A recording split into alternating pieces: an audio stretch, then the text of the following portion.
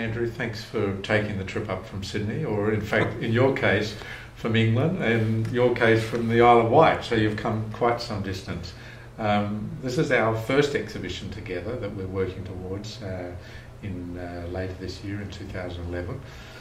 And you have had an involvement with the arts. I believe you won an art competition when you were 10, and then you went in and got involved in art societies, and then you moved into art staging and TV production. So your whole life has been involved with art. Sort of, where did all this art background come from? Well, it came from my father, who was a very good watercolourist, and he belonged to Croydon Art Society. You have a Croydon here in Australia.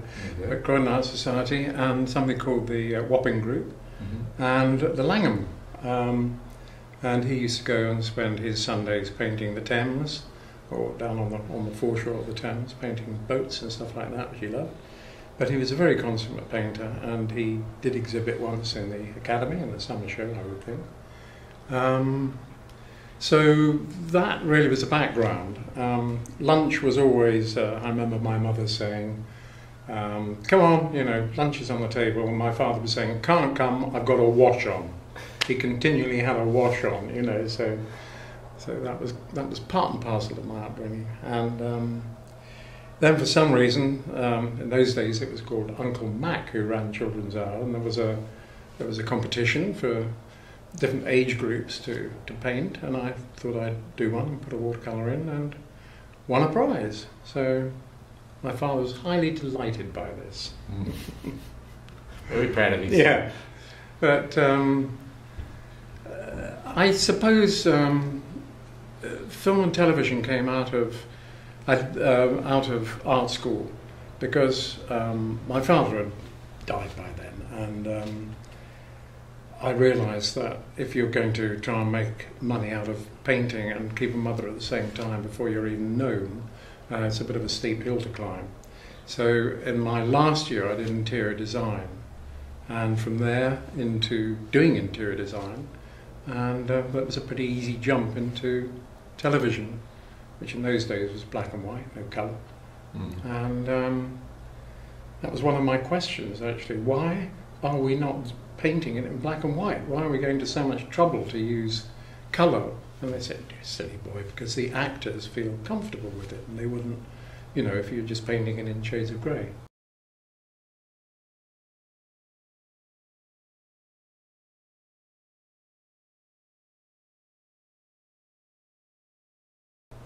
Andrew, in this new series of work, I just see great sense of colour, a sensitivity, a harmony of colour perhaps, and the use of texture.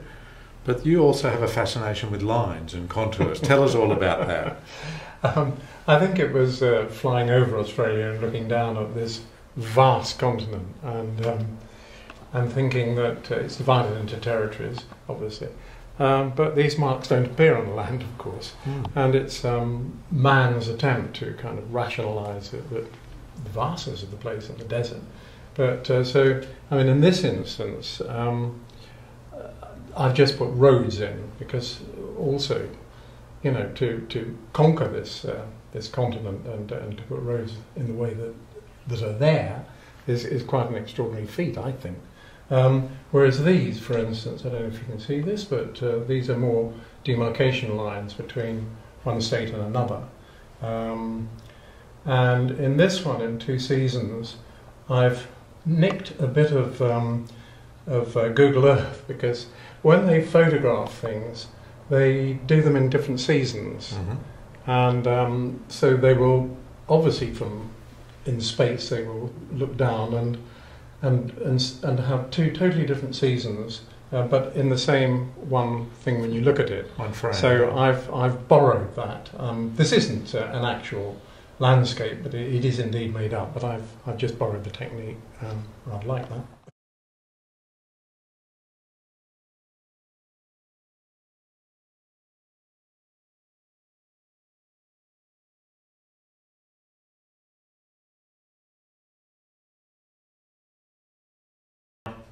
Okay, this painting is called Springs for the very simple reason it's near Alice Springs. It's, as you know, a very mountainous region, and I've painted a lot of darks to represent that.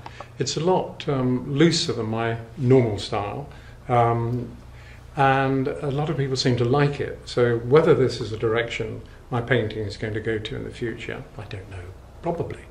The technique is, when I put down roads or anything like that, I lay down a base colour and then put down latex, which you can buy from any art shop. Squiggly lines, whatever, for a river, or whatever you wish to do with it. Then paint over the top of that, and then later on peel back the latex, and you now have your road or your river or whatever else.